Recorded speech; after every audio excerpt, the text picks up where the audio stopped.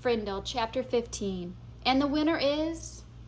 10 years later, Nick Allen was a junior in college, and during November of his junior year, two important things happened. First, Nick turned 21 years old, and the Frindle Trust Fund set up by his father became legally Nick's. Nick was rich. Nick was very rich. Nick was so rich he couldn't even begin to imagine how rich he really was.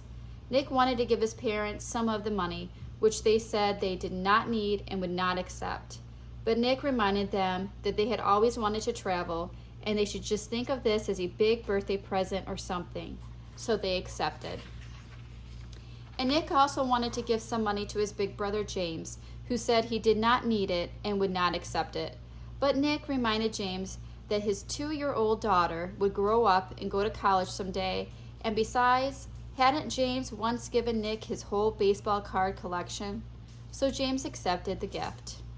After that, Nick went out and bought himself a fast new computer and about 10 new games and a mountain bike. Then he tried to forget about the money, which is a hard thing to do, but he managed pretty well and kept working on his college degree as hard as ever. The second important thing that fall was the arrival of a package at the door of Nick's apartment one day. A large, heavy package. It was from Mrs. Granger. There were 3 things in the package. 1, a brand new 8th edition Webster's College Dictionary. 2, a short handwritten note taped to the cover of the dictionary. And 3, a fat white envelope.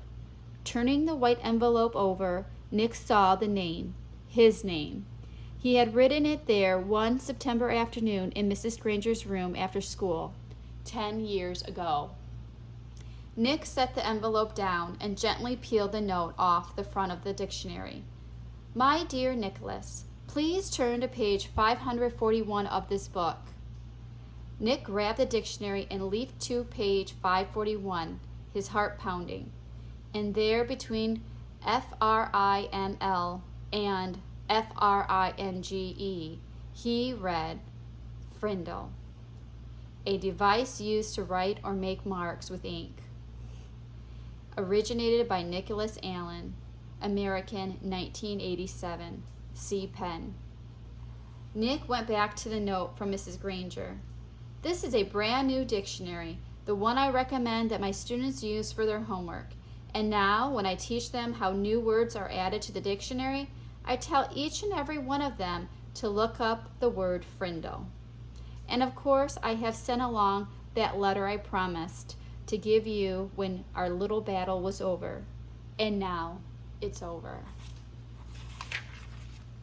Your teacher, Mrs. Lorley Granger. Nick's head was spinning. With shaking hands, he opened the fat white envelope. He pulled out the 10-year-old letter and began to read. Dear Nicholas, if you are reading this letter, it means that the word Frindle has been added to the dictionary. Congratulations. A person can watch the sunrise, but he cannot slow it down or stop it or make it go backward. And that is what I was trying to do with your word. At first I was angry. I admit that. I was not happy to see the word pen pushed aside as if it did not matter. But I guess that if the Latin word for feather had been frindulus instead of pinna, then you probably would have invented the word pen instead. Like the sunrise, some things just have to happen, and all you can really do is watch. The word Frindle has existed for less than 3 weeks. I now see that this is the kind of chance that a teacher hopes for and dreams about. A chance to see bright young students take an idea they have learned in a boring old classroom and put it to a real test in their own world. I confess that I am very excited to see how it all turns out. I am mostly here to watch it happen. But somehow I think I have a small part to play in this drama, and I have chosen to be the villain. Every good story needs a bad guy, don't you think? So someday I will be asking you to forgive me, and I hope you will. Nick, I know you like to think. Please think about this. When I started teaching, no one had landed on the moon. There were no space shuttles, no CNN, no weather satellites. There were no video cassette recorders, no CDs, no computers. The world has changed in a million ways. That is why I've always tried to teach children something that would be useful no matter what. So many things have gone out of date, but after all these years, words are still important. Words are still needed by everyone. Words are used to think with, to write with, to dream with, to hope and pray with. And that is why I love the dictionary. It endures, it works, and as you now know, it also changes and grows. Again, congratulations, and I've enclosed a little present for you. Yours truly, Mrs. Granger. Nick remembered Mrs. Granger's eyes, and now he understood what some of those special looks had meant. The old fox, she had been rooting for Frindle the whole time. By fighting against it, she had actually helped it along. There was a flat, oblong case in the white envelope, the kind of case you get when you buy a watch. Nick pulled it out and opened the lid. Inside was something else Nick had not seen for 10 years.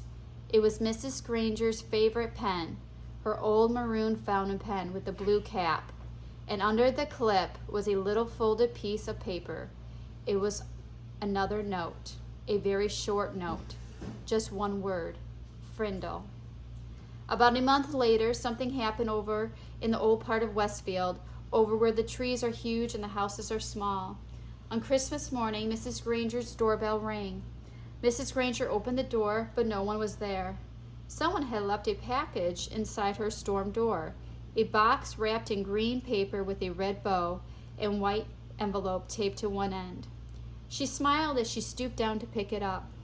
As she picked up the package, she noticed a red, white, and blue express mail envelope sticking halfway out of her mailbox next to the doorway. It must have been delivered late on Christmas Eve. She opened the storm door, plucked the envelope from the mailbox, and then shut both doors and went inside with a shiver. Mrs. Granger went across the living room and sat on the couch. The express envelope was from the Westfield School District office. It looked important, so Mrs. Granger opened it right away. It was a letter from the superintendent of schools, a letter of congratulations. A permanent trust fund for college scholarships had been established with a donation of $1 million from one of your former students. It would be called the Lorelei Granger Students Fund. Mrs. Granger was sure it was a mistake, or maybe a prank. $1 million? Nonsense! She had the urge to pick up the phone and give the superintendent a call and straighten this out right away. This was Christmas morning, and even though the superintendent was one of her former pupils, Mrs. Granger decided to wait a day. Couldn't hurt. Besides, the other package was sitting next to her on the couch, waiting impatiently with its red bow. She opened the envelope first.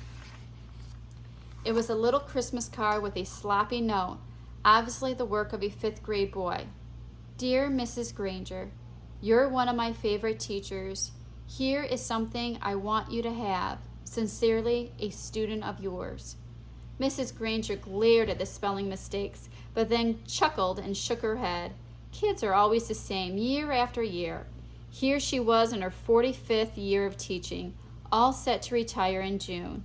She could hardly remember a Christmas day when she didn't have a present from one of her students. Mrs. Granger pulled off the red ribbon and tore off the paper and lifted the lid of the box. She expected to find something made of yarn and popsicle sticks or maybe curly macaroni and glue. But instead, she found an oblong case covered with blue velvet. She opened the case, and inside was a beautiful gold fountain pen.